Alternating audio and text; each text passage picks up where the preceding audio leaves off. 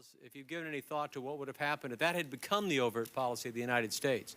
I mean, I preface that by saying I got angry and angry listening to Secretary Cohen and Secretary Albright and National Security Advisor Berger and Secretary Rumsfeld leading up to a great confrontation with Dr. Rice, that, you know, they all had different reasons why they couldn't take military action.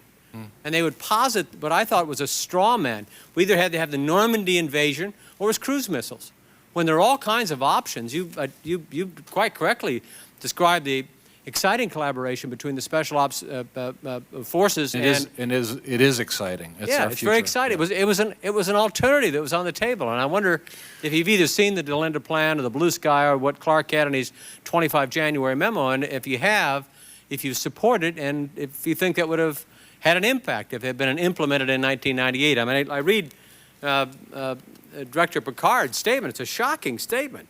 Al-Qaeda was turning out 5 times more graduates from their camps than the FBI and CIA were graduating from their training schools. I mean, I hear Secretary Rumsfeld's testimony saying, well, we just were bombing dirt, you know, whatever it was. You know, the targets weren't very damn good. But if we'd have denied them access to those camps starting in 1998, it would have had a tremendous impact, it seems to me, in our effort against Al-Qaeda.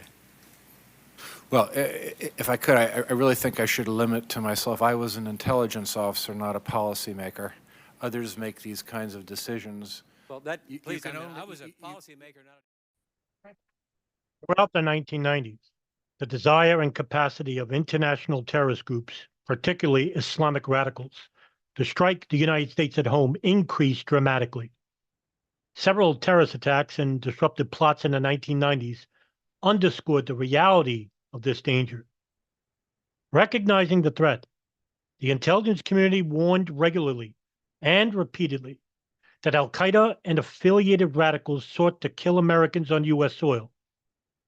The FBI increased its focus on terrorism in the 1990s, but critics charged that it neither focused sufficiently on radical Islamist activities in the United States, not properly aligned itself to counter the growing danger of terrorism domestically.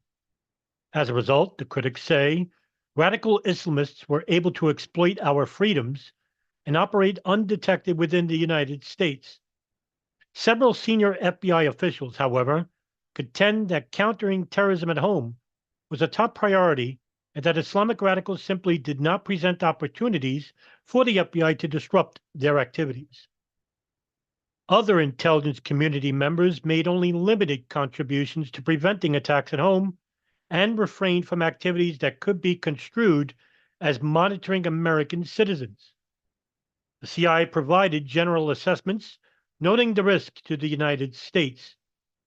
The NSA offered some leads related to possible radical activity in the United States, but chose not to intercept communications between individuals in the United States and foreign countries.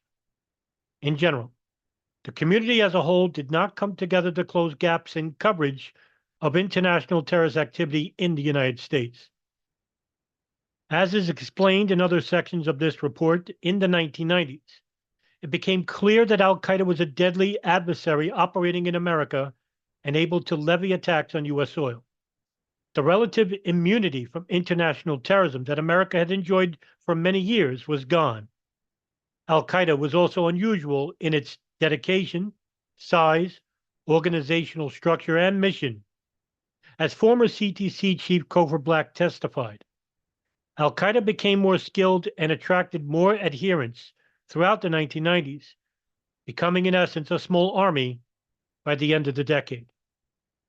The intelligence community repeatedly warned that Al-Qaeda had both the capability and the intention to threaten the lives of thousands of Americans and that it wanted to strike within the United States. This information was conveyed in intelligence reports, broader intelligence assessments, counterterrorism policy documents, and classified congressional testimony. Policymakers from the Clinton and Bush administrations have testified that the intelligence community repeatedly warned them of the danger Al-Qaeda posed and the urgency of the threat.